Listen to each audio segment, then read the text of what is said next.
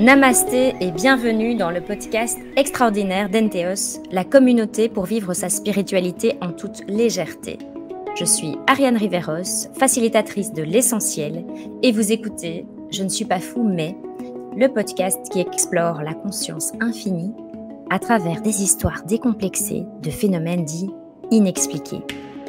Bonne écoute!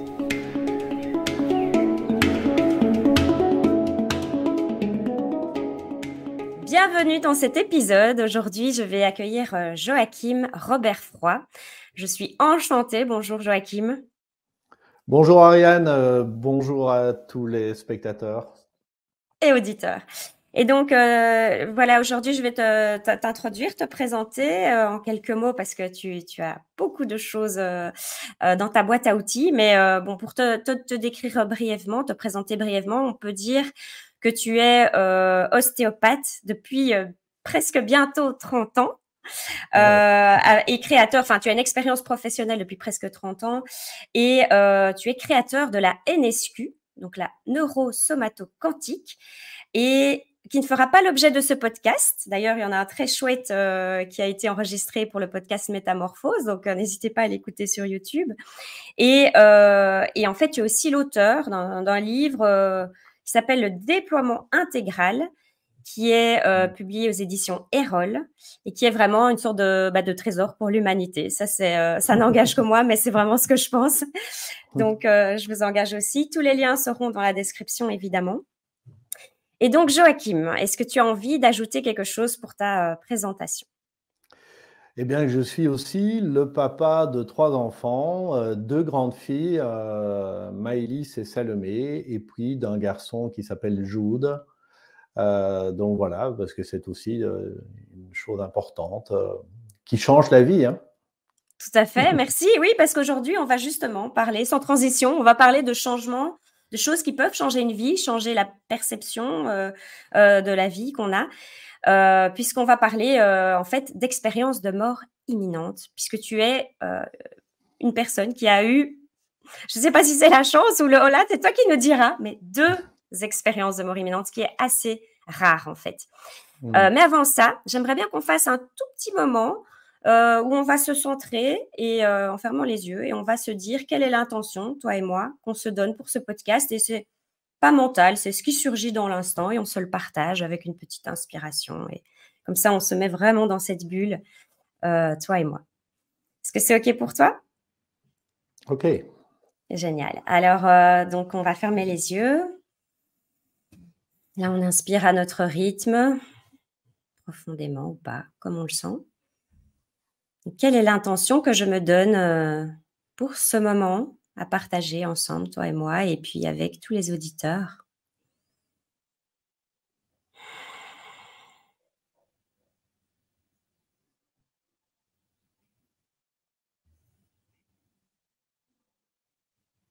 Et quand c'est OK pour toi, tu peux rouvrir les yeux.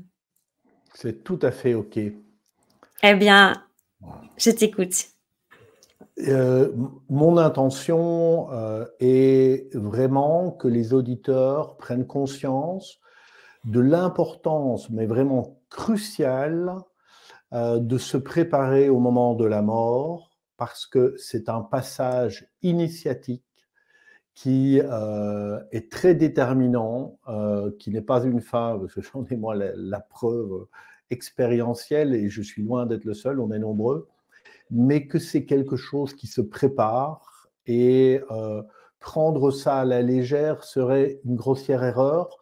Ce n'est pas être morbide que se préparer au moment de la mort, c'est vraiment avoir une conscience qui nous permet de mieux vivre et également de s'inscrire dans une dimension plus large. Merci, magnifique. Alors moi, c'est plus un mot et un peu des petites bulles qui ont surgi comme ça, et c'était vraiment partage, et partage justement de richesse. J'ai dit que ton livre, c'était un trésor pour l'humanité. Toi-même, tu parles de révéler le trésor qui est en soi avec la NSQ, avec tous tes process. Et donc, c'est peut-être pas pour rien qu'a surgi ce mot richesse, un peu comme un diamant. Donc voilà, c'est ça qui a surgi. Donc, je me mets dans cette belle intention de partage. Super.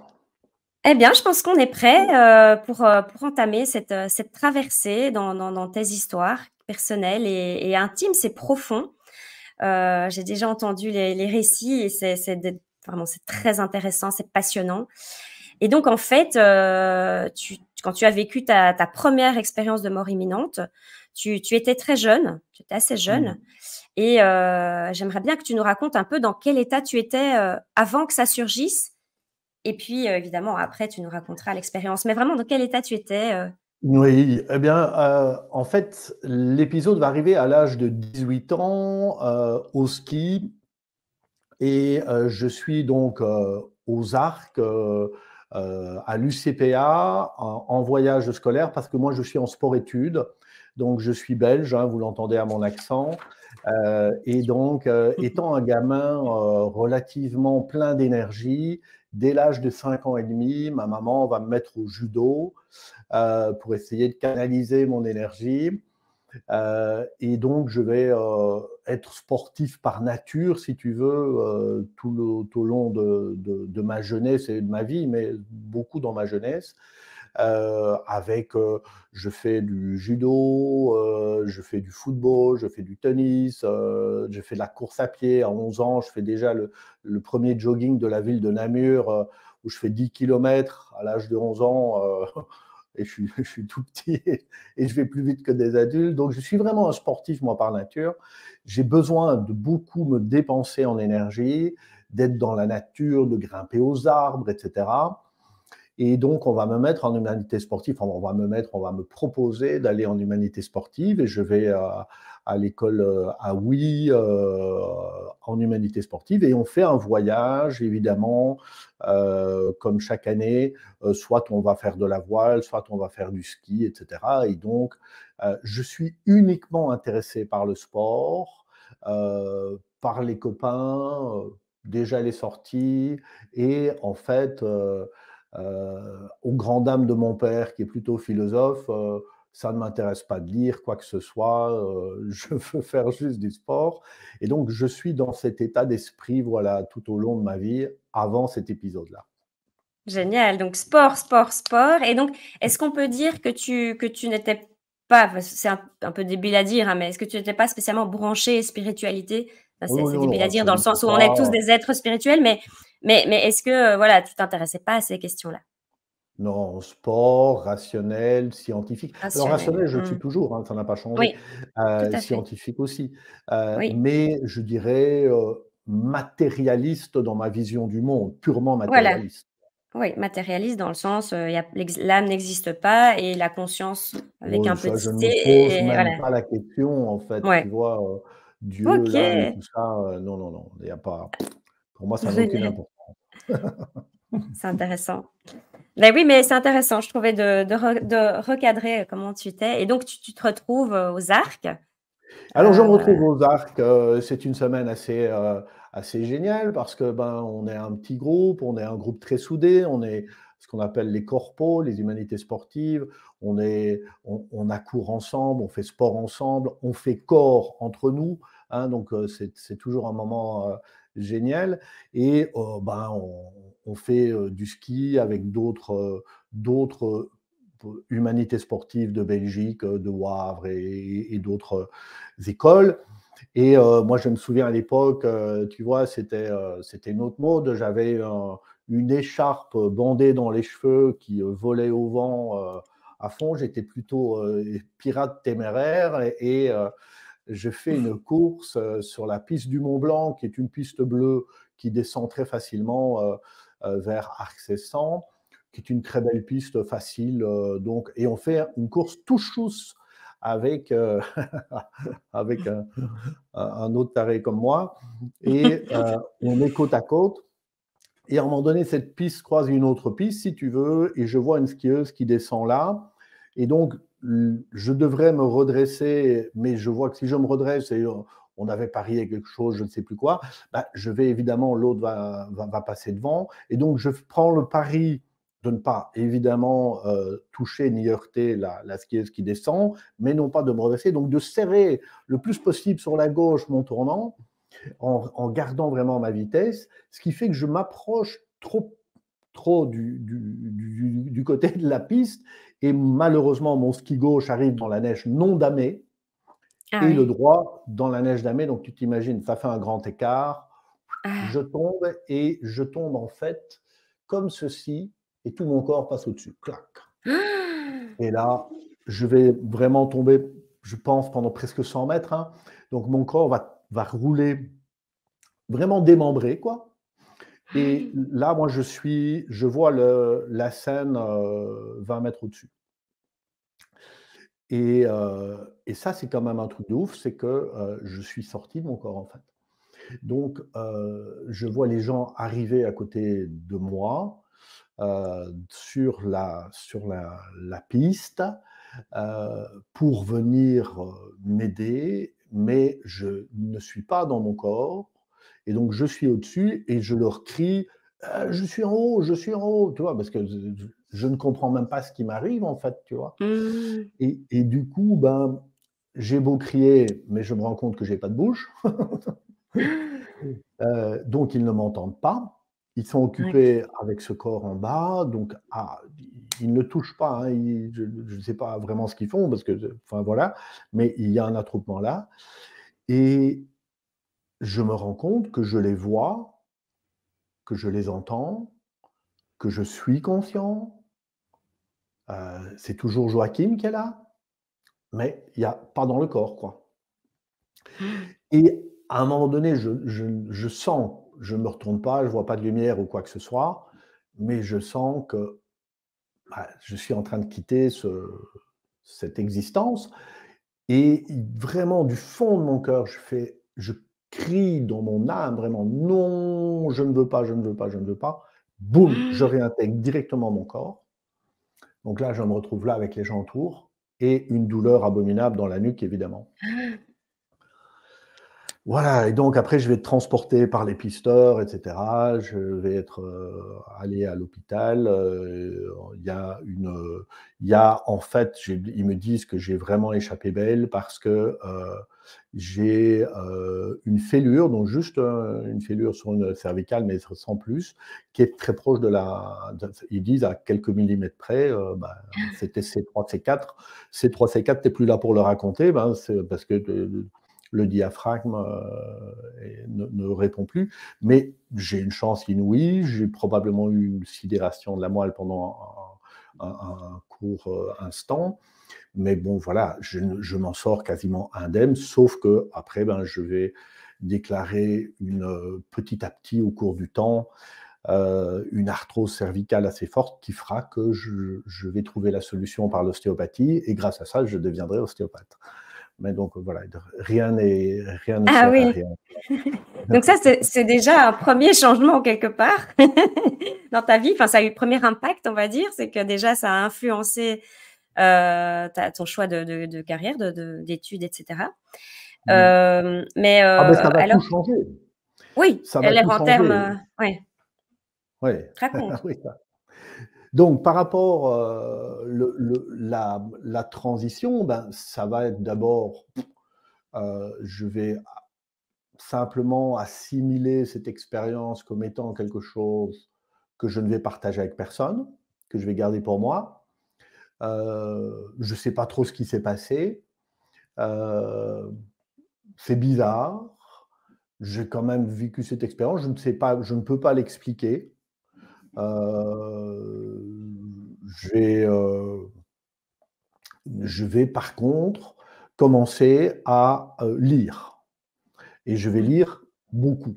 C'est-à-dire que mon père étant, intéressé par les philosophies, mais également par la métaphysique et cetera, je vais trouver dans la bibliothèque des premiers bouquins, sur l'astrologie karmique, je vais trouver des bouquins sur, la psychologie des 4 éléments, je vais trouver des bouquins sur la philosophie, les philosophies orientales et cetera et donc à partir de ce moment-là, je suis en réto, donc je suis l'année du bac, que je vais terminer. Quand je vais arriver à l'université en kinésithérapie, je vais découvrir une petite librairie à Liège qui s'appelle l'Aurore et qui était la première librairie ésotérique, je pense, de Wallonie, hein. Donc, il y avait 2 librairies ésotériques, je pense. Il y avait l'Univers particulier à Bruxelles et Mmh. qui existe toujours, je pense, Oui, et oui, oui. l'Aurore à Liège, qui n'existe plus. Mais ça va être ma caverne d'Ali Baba, où dès que j'ai un peu d'argent, je vais aller chercher différents bouquins et Mmh. essayer de comprendre, mmh, ce que ce qui dépasse les apparences, en fait, voilà.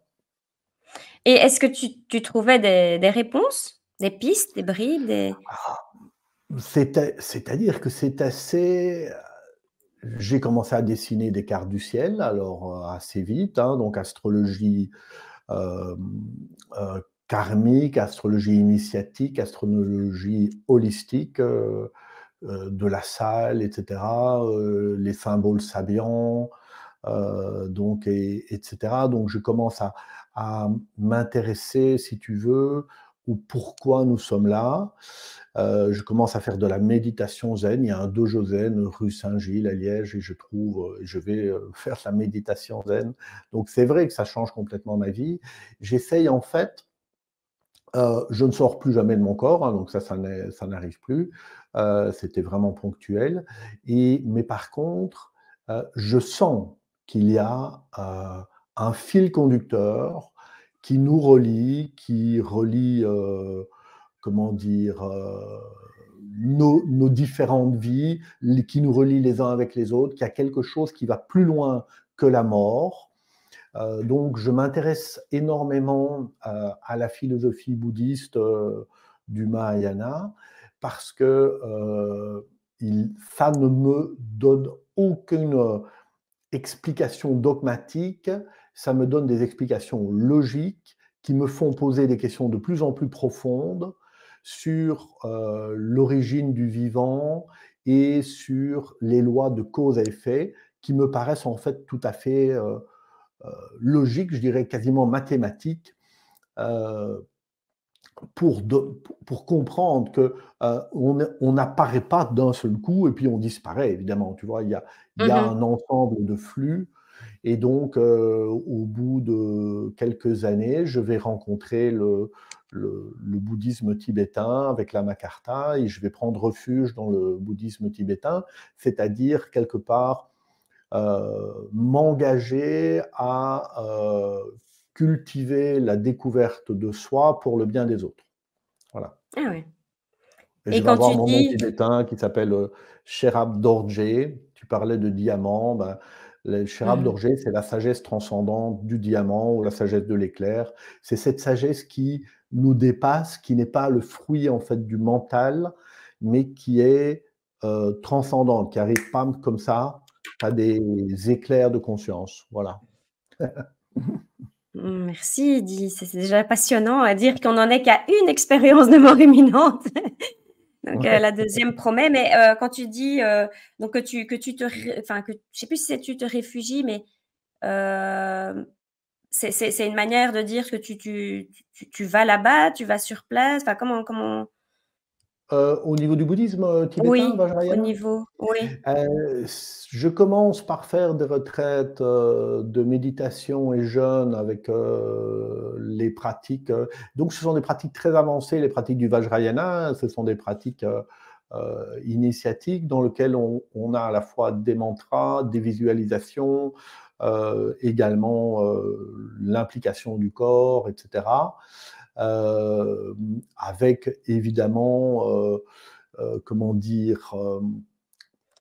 C'est-à-dire des séquences, et cetera, et en même temps du jeûne, et cetera. Donc, il est clair qu'on arrive, ces pratiques de Chenrezig à 1000 bras, dans lequel on arrive au bout, on peut en faire une, deux, trois d'affilée, on arrive à une clarté de conscience qui est tout à fait étonnante, parce que en fait, c'est comme si on observe que notre esprit, on ne s'en rend pas compte tant qu'on est dedans, mais il est voilé en fait. L'esprit est voilé, mais comme on a l'habitude qu'il soit voilé, bah, si tu vis dans le Ouais, brouillard, bah, tu ne te rends pas compte que tu es dans le brouillard. Mais par contre, une fois que le brouillard se dissipe, bouf, ça devient plus clair, et là, tu te rends compte que tu étais dans le brouillard. Donc, c'est vraiment ouais. un peu la même chose. ces pratiques vont commencer à éclaircir mon esprit. Je commence à avoir ce qu'on appelle des siddhis qui apparaissent, parce qu'après, je fais d'autres pratiques aussi, des initiations, etc. Donc, je fais beaucoup de retraites. Des siddhis, c'est quoi? Ben, ce sont des aptitudes, en fait, de notre esprit, comme de la clairaudience, de la clairvoyance, etc. Il y a des choses qui arrivent à partir de ce moment-là. Et donc, moi, étant hypersensible, ben, ça se manifeste tout seul, je ne le cherche pas, mais je commence à avoir des flashs et des infos qui arrivent et qui sont 100% vérifiables. Et donc, ben, finalement, je suis un peu le mouvement. Et donc, je vais vivre à la fois, si tu veux, une vie assez... Je vais vivre une vie de dualité. Je vais vivre une vie à la fois, par moments, presque monastique, et Oui. spirituel et dans le développement de ma pratique professionnelle. Hein. Donc, je suis sorti avec un diplôme de kiné pour pouvoir faire l'ostéo. Et dans l'ostéo, je fais directement de la somato-émotionnelle. Et donc, du coup, j'ai une vie qui est très engagé là-dedans et en même temps, j'ai une vie plutôt avec les potes le week-end qui est complètement différente où je sors, où je fais le fou, je fais la fringue. J'ai vraiment en fait deux pôles qui peuvent paraître complètement opposés, mais qui en fait voilà, sont deux, deux probablement faces de la nature que je dois expérimenter, tu vois. Bah oui, et donc là, tu es vraiment donc dans l'entre-deux, entre les 2 expériences, comme on dit une entre-deux-vie, là, c'est entre 2 expériences de mort imminente. Et Oui, là, je suis dans deux si tu veux expériences de dérouler mort imminente. Donc, jusqu'à la deuxième. Comme ça, jusqu'à la deuxième qui, elle, va ouais, arriver à l'âge de 42 ans. Donc, ouais, ça fait combien d'années plus tard? C'est 24 ans plus tard, hein, OK. 2 fois 12. Et là, au contraire, c'est une expérience qui est traumatisante, qui n'est pas une expérience, si tu veux, agréable, Mmh. euh, qui arrive dans un contexte où je suis en burn-out sans m'en rendre compte. Mon cabinet fonctionne bien, mais j'ai en même temps repris un wellness center, la gestion d'une équipe, travailler en collaboration avec l'hôtel, etc. Donc, je fais 2 temps plein pendant 3 ans. J'ai l'énergie pour le faire. En même temps, je fais encore des choses à côté, etc. Je donne des formations. Enfin, bon, bref, plein de choses.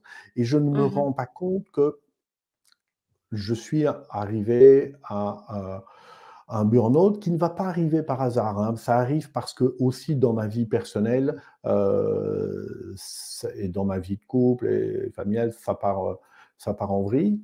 Donc j'ai à la fois une fatigue énergétique, physique et à la fois un contexte émotionnel très compliqué. Et donc, à un moment donné, je vais tomber pouf, dans cette profonde dépression burn-out, mais sans m'en rendre compte. C'est ça qui est complètement dingue, je ne m'en rends pas compte. Et je commence à avoir des idées noires, des idées. Et je me dis finalement, à force d'avoir été tiraillé entre ces deux pôles, si tu veux, euh, j'ai l'impression que ma vie n'a plus de sens, que je suis passé à côté, que c'est parce que euh, voilà, je perds le goût de vivre. Et la Macarta décède au mois de mars de cette année-là, assez jeune. Ça me touche profondément. Et 3 mois plus tard, j'ai pensé, j'ai imaginé un système pour mettre fin à mes jours sans souffrir. Je n'ai pas spécialement envie de passer à l'acte. Donc, je suis vraiment en mode pilotage automatique, je ne m'en rends pas compte. Je vais tester ce système, juste pour me dire je vais le tester, mais il marche tellement bien que je, je meurs, quoi, tu vois. Et donc, du coup, ben, c'est un concours de circonstances avec des choses, je ne vais pas rentrer dans les détails ici parce que ce serait trop long à expliquer, mais qui, il y a, il va y avoir une intervention, je vais être sauvé de justesse, mais après, donc, mes sphincters ont lâché, etc. Donc, je suis vraiment parti de l'autre côté. et je vais être amené à la vie. Et pendant ce moment qui a duré un peu plus de 5 minutes quand même, moi, je suis passé de l'autre côté, mais je suis passé dans un monde horrible, horrible. Mmh. Je suis passé dans, j'ai vécu l'enfer. En fait, je suis passé en enfer. Je suis un rescapé de l'enfer, en fait. Donc, je ne pensais jamais de ma vie, qu'un monde comme ça puisse exister. Donc je passe dans un espace atemporel qui est, heu, où on sent comme si le temps ne s'écoule pas. Mmh mh. Heu, Comme j'avais fait beaucoup de pratiques, spirituelles et autres, des vœux pour renaître dans les champs purs de Dewa Chen, je n'imagine donc les terres de Bouddha et cetera, je n'imaginais jamais que j'allais connaître ça évidemment. Ah oui. Bon aujourd'hui j'en ris parce que ça fait partie de l'expérience, Oui. mais je me retrouve, donc je me souviens, je commence à tester le système, j'oublie tout, il y a un blackout et puis boum, je suis en enfer. Quand je parle de l'enfer, je ne connais pas l'enfer, avant, mais ce que je vois, c'est tout est orange. Oui. Il y a d'immenses chiens, c'est des mollusques qui hurlent à la mort tout le temps. On est comme c'est comme une colline comme ça et la souffrance que je ressens est 50 fois ou même peut-être 100 fois plus forte que ce qu'on peut ressentir ici de notre vivant. Je sens que partout c'est un monde de souffrance et je me retrouve là. Et là, je suis atterré, je suis là et je me dis: «Mais qu'est-ce que tu as fait comme connerie, quoi?» Tu es Oh putain! prisonnier Ah mince, pour quoi. des millions d'années, quoi. Oh. Tu sens que le temps ne s'écoule pas comme ici. Donc je me dis: «Bah, waouh, what the fuck?» Tu vois? Ouais, c'est ça. C'est ce qui Oh! m'est venu aussi. Et là, je me fais le plus petit possible parce que je n'ai qu'une les heureusement, les chiens ne se sont pas retournés vers moi. Ils continuent. Mmh mh. Et c'est pire que des pitbulls, tu vois? Donc du coup, je me fais tout petit. J'ai pris conscience, je suis là comme je te parle et je dis: «Ben, OK, ben, puisque je suis là pour probablement, je sais pas si c'est l'éternité, mais en tout cas des millions d'années, je le sens dans ma chair. Enfin dans ma chair, j'ai pas de chair à ce moment-là, mais tu vois l'expression, quand je te l'exprime, elle est Ouais. vraiment là et je me mets à méditer. Je dis: «Bah, qu'est-ce que tu veux que je fasse? Je vais rester là», et je suis un peu désemparé et à ce moment-là, je sens comme une espèce de tourbillon, un truc qui vient me chercher et qui m'extrait de ce monde. Et bouf, mon corps revient à la vie. Je sens ce monde-là, je vois, le monde que je vois ici. Je suis entre les 2. Le corps, lui, part un peu dans des secousses.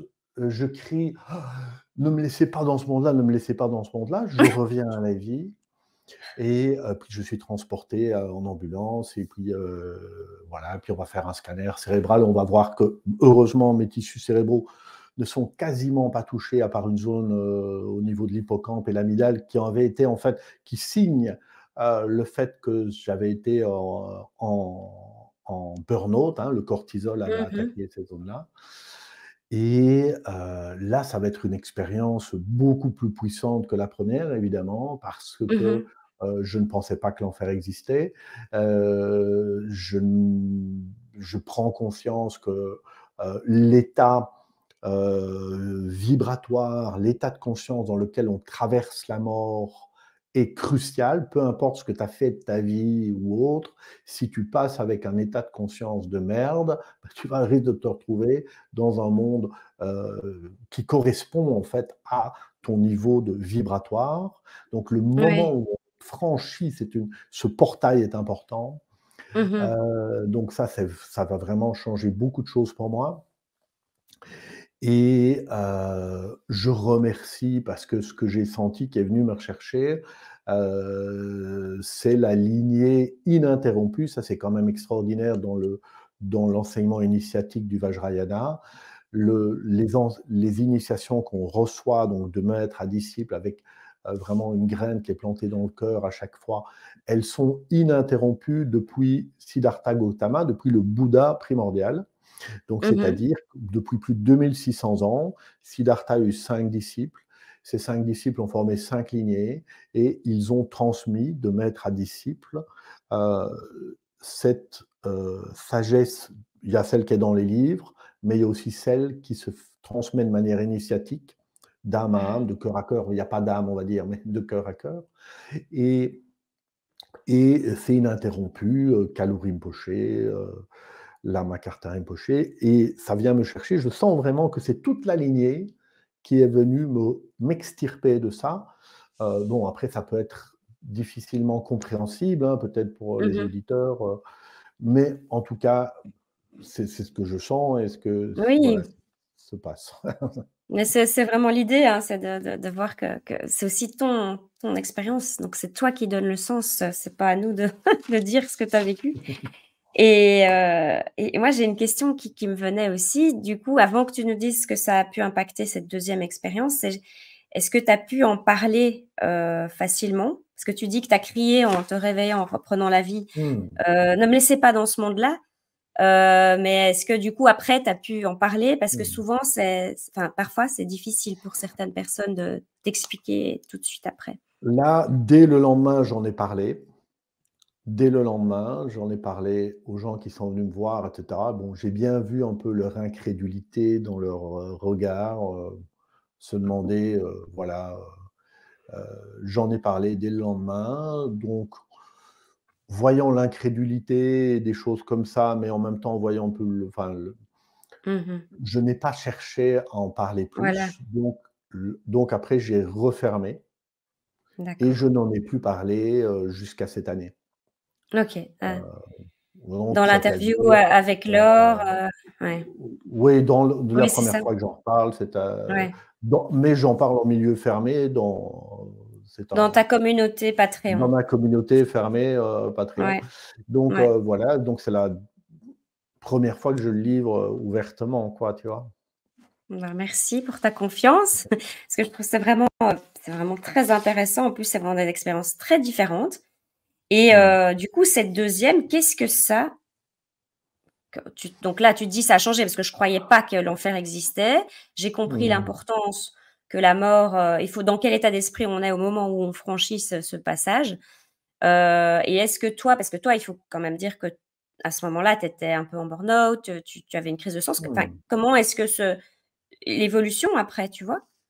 Mm. Bah, Heu, l'évolution, elle va être assez positive après, hein, donc c'est-à-dire que euh, je vais avoir la chance de retrouver un feu sacré profond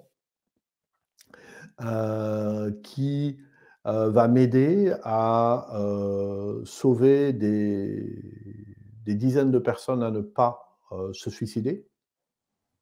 Parce que quand ils pensent que c'est la solution à la fin de la souffrance, je leur mmh dis pas du tout. c'est Ça va être ton enfermement dans la souffrance. En fait, de l'autre côté, tu vas passer avec ta souffrance multipliée par 50 ou 100 Waouh. et tu vas la vivre en continu ou pendant très longtemps. Donc, des personnes que je connais, et cetera, des personnes qu'on m'adresse, je les regarde les yeux dans les yeux Mmh. et je leur demande pourquoi ils veulent se suicider. Je leur raconte ça et Waouh. là, ils sont refroidis. Ouais. Ah bah, j'espère pour eux parce que c'est il faut donc ça va me permettre, déjà voilà, je suis content de pouvoir aider par rapport à ça. Ensuite, je vais également avoir la chance de rencontrer un maître de l'Advaita Zen qui s'appelle Muji, Oui. avec qui je vais vivre une expérience d'ouverture de cœur et de disparition de l'ego tout à fait fabuleuse, qui va durer plusieurs jours. Et donc, ben, je vais déménager, je vais partir habiter au Portugal, enfin bon, je change de vie, je vais voilà, il y a beaucoup de choses qui se passent, des choses qui s'harmonisent, des choses qui restent tout ce que je dois encore régler, je ne peux plus rien cacher. Tout ce que je dois régler, je vais le vivre à, 1000. Et donc, en fait, c'est comme si la purge de mon karma s'accélère, en fait, si tu veux. Et voilà, il y a beaucoup de choses qui se passent. La vie est hyper intense, mais je sais, et aujourd'hui, je pense que après, bon, ben là, ça fait boum, boum, boum, boum, ben, ce sera la 12e année. Là, je sens bien que j'arrive. Voilà, il y a quand même quelque chose qui de l'ordre de ce karma à purger, est en train de se finaliser. Donc, ouf, alléluia. Mais quand je parle de karma à Incroyable. purger, c'est pas des choses, Ouais. comment dire? C'est pas des choses qui nous sont infligées c'est des choses qui ne sont pas encore harmonisées en nous. Ce sont des dualités, c'est des contradictions, c'est c'est des c'est des choses qu'on n'a pas réglées, et cetera, tu vois? Qui font que à partir du moment où, la volonté, enfin l'intention, le souhait, c'est, de passer, le portail, quand il se présentera la prochaine fois, de la manière la plus dénudée possible, dans la plus grande pureté possible, ben, c'est pas, j'ai cette intention et puis hop, ça y est. Si tu Mmh. émets cette intention, ben, tu vas devoir, épurer ce qu'il y a. Et ça, c'est notre travail d'incarnation sur cette planète. Les mises à l'épreuve ne sont pas des mises à l'épreuve provenant de l'extérieur, c'est notre propre soupe, bouillonnement intérieur qui le fait. Et grâce à ça, eh ben, heureusement, il s'est passé beaucoup de choses. J'ai écrit le déploiement intégral, j'ai formalisé la neurosomatoquantique, et vraiment permettre en fait un retour vers sa véritable nature. Nous avons cette véritable nature de pureté, d'amour, de compassion que nous désirons tous vivre, mais il y a eu des couches comme le brouillard, comme les voiles, etc., qui ont fait que malgré nous, on n'arrivait pas à les vivre. Moi, il m'aura fallu euh, deux expériences. Je ne sais pas, peut-être qu'est-ce que je suis dur de contre-dur, comme on dit, tu vois, j'en sais rien. Mais bon, en tout cas, voilà, ça a changé les choses, quoi. Ça, c'est inévitable. Et je pense que maintenant, j'arrive dans une période où je vais, je pense, je le sens, récolter les fruits de, de toutes ces expériences, de tout ce qui a été semé, quoi, tu vois. Et puis je le vois Ouais. à travers les stagiaires, comment ça change leur vie quand je vois ceux qui ont fini l'année passée, comment ça a changé, bouleversé leur vie et transformé tout ça. Ouais.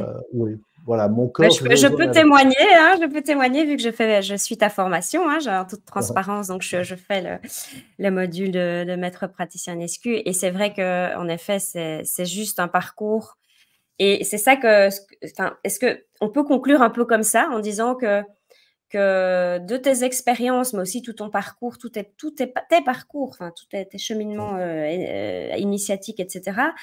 Est-ce qu'on peut dire que du coup maintenant, ces expériences te s enfin, que tu as la conviction intime et tu me corriges, hein, ce sont mes mots là, hein, j'essaye de reformuler une petite conclusion et puis tu la co-construis avec moi, que tes expériences quelque part, enfin que tu as la conviction que les expériences, que c'est par là qu'il faut passer quoi, que c'est pas, juste des livres parce qu'avec la NSQ, tu fais vivre des process Oui. Tu fais expérimenter. Donc nous, on n'a pas Ouais. tous l'occasion de faire une expérience de mort imminente, tu vois? Et c'est peut-être Non. pas spécialement souhaitable. Et toi, tu dis, Oui, ben, non, en je fait, sais. avec les process NSQ, vous allez vivre, vous allez expérimenter des états d'être, vous Mmh. allez passer par plusieurs, voilà, par plusieurs couches de profondeur, comme tu dis parfois, enfin, avec Mmh. ta métaphore, des couches de l'oignon, et cetera. Et voilà, est-ce qu'on peut dire ça, que le fait d'expérimenter, Mmh. c'est l'essence, enfin, c'est un passage, quoi. Il faut passer par là. Ça va pas être que des livres, je sais This pas. is the way, this is the way, comme diraient les Mandalorians, hein? C'est Voilà. le chemin, c'est le credo. C'est l'expérience qui, fixe, la transformation, alchimique, de l'être. La connaissance n'est qu'un tout petit pan.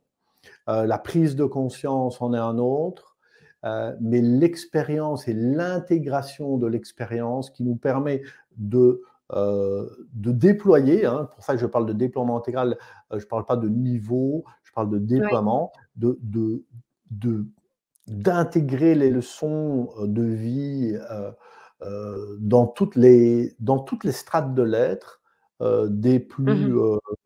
denses aux plus subtiles. C'est l'expérience qui signe pour moi la transformation véritable, ça c'est sûr. Ouais. Et Ah qui bah, nous ça, c'est permet une de belle s'opérer. conclusion. Pardon? Et qui permet de? Et qui Je nous t'ai permet coupé. de clôturer avec des cycles de répétition. Ah oui. Oui, oui, tout à fait. Les schémas, Mmh. répétitifs, et cetera. Eh bien, merci beaucoup Joachim. Je suis pleine de gratitude d'avoir pu, échanger avec toi. Pour moi, en effet, ce sont des témoignages, que les gens doivent entendre. Les gens qui sont ouverts à entendre cela, probablement, ils sont pas là par hasard. Et bah, comme c'est un podcast, qui est destiné à écouter, tout type d'autres phénomènes, dits inexpliqués, est-ce que toi, il te vient, un type de phénomène, que tu as vécu ou que tu aimerais entendre, que tu n'as pas vécu, mais voilà, que tu aimerais entendre par, peut-être une autre personne, un autre témoin et qui du coup pourrait se manifester? Oui, il y a plein de domaines, qui m'intéressent et qui sont passionnants, ce que j'aime bien entendre, ce sont des guérisons, spontanées, des phénomènes, de guérison spontanée qui viennent comme ça et qui Oui, transforment aussi les gens, je trouve ça toujours hallucinant, quoi. ouais, tout à fait. C'est passionnant. Et justement à ce sujet, il y a, 2 guérisons, dites miraculeuses, très connues, vécues par des gens qui ont vécu une EMI. Donc tu Mmh, connais certainement le cas d'Alexandre de Eben Alexander, un mmh, Américain qui était, neurochirurgien. Donc justement, il s'occupait du cerveau, mais il mmh. n'était pas très branché, sur tous ces sujets-là. Et lui, il dit, il a écrit le bouquin qui s'appelle La preuve du paradis. Donc toi, c'était la preuve de l'enfer. Mais lui, c'est la preuve du paradis parce qu'il a vraiment vécu des trucs. Il se dit: «Ah OK, si des gens ont vécu ça, je comprends ce qu'ils racontent avec le fait de décrire un paradis». Et puis, il y a eu, Anita Moorjani, d'origine Ouais. indienne, je pense, qui est aussi elle était en stade 4 cancer, en train de mourir, vraiment, elle s'éteignait à petit Mmh, feu, elle savait même plus tenir sa tête. Et elle a vécu cette expérience de mort imminente et mmh, elle est revenue, elle savait qu'elle était guérie et que, elle avait la mission de dire ce qu'elle avait vécu, et donc elle est devenue conférencière et elle a écrit ce bouquin, dont je me souviens plus le nom, mais je mettrai aussi les références, en description. Mais donc, oui, ce serait passionnant. Donc si quelqu'un a vécu, ce genre d'histoire sans expérience de mort imminente, hein, donc une mmh. juste guérison miraculeuse. C'est vrai que Déjà ce serait rien que ça, c'est bien, ouais. voilà, rien que ça, c'est bon. On n'est pas obligé d'avoir le package. Eh bien là, je serais enchantée, donc n'hésitez pas à vous manifester, auprès du podcast comme ça, c'est vrai que ce serait très intéressant. Bah, merci beaucoup Joachim. Namasté Namasté et à et bientôt. bon, ben, Ah oui, pour tes réseaux, hein, où on te retrouve, où on mmh. peut te retrouver? Ça, c'est très important parce que ça aussi, Ah je bien, on me vais, retrouve, donc, le site, de l'académie NSQ, ça s'appelle ouais, académie-nsq.org pour, oui, organisation, et on me oui, retrouve également sur Patreon, slash déploiement intégral tout attaché, Oui, patreon/déploiement intégral tout attaché. L'or et la joie, c'est là où on partage en fait des choses plus intimes. C'est une plateforme contributive et qui permet oui. aussi voilà, d'avoir des méditations, des réflexions, etc. sur euh, l'or et la joie de vivre. Voilà. Génial. Ouais, c'est vraiment une très chouette communauté où tu organises aussi, les fameux, satsang où, Ça tu te fais cinq aussi clients, ouais. vivre, voilà, c'est des vraiment des moments de transmission et d'expérimentation. C'est magnifique. Bah, merci beaucoup et Merci bah, voilà, Ariel. si cet épisode vous a plu, hein, je m'adresse aux auditeurs, bah, on sait qu'il faut bien sûr s'abonner, mais aussi n'hésitez pas à partager parce que ce que nous a décrit Joachim, fort probablement peut intéresser quelqu'un, peut-être dans votre entourage qui a besoin d'entendre ça. Donc vraiment, n'hésitez pas à le partager. C'est comme je disais, c'est un trésor, c'est un trésor pour l'humanité. Merci Joachim. Merci Namasté. à toi. Et voilà, il est temps de nous quitter. Abonne-toi au podcast et dis-moi en commentaire si toi aussi tu aimerais découvrir un type d'histoire extraordinaire. À bientôt pour une prochaine histoire extraordinaire. Namasté.